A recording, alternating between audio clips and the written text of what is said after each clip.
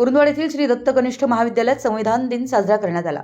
संविधानाचं पूजन महाविद्यालयाचे प्राचार्य आर.जे. पाटील यांच्या हस्ते करण्यात आलं। यावेळी संविधान उद्देशिकेचं वाचन करण्यात आलं। 26 नोव्हेंबर हा संविधान दिन म्हणून सर्व देशांमध्ये साजरा करण्यात येतो।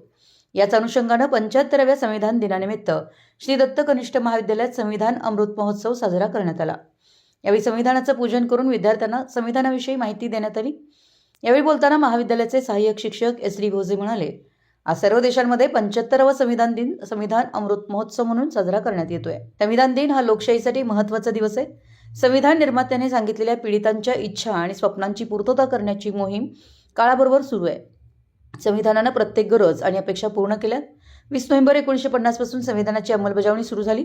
भारतीय संविधानात समाजवादी, धर्मनिरपेक्ष, लोकशाही, गणराज्य घडवण्याचा आणि नागरिकांना सामाजिक, आर्थिक, राजनैतिक, न्याय, विचार, अभिव्यक्ती, स्वातंत्र्य, एकात्मता, बंधुता आणि मूल्यांचा विचार केलेला आहे।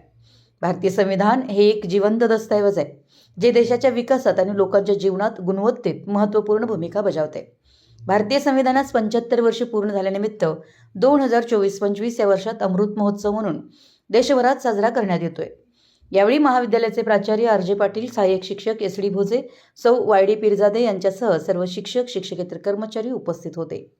मराठी एस न्यूजसाठी कुरुंदवाडहून संदीप अडसूळ।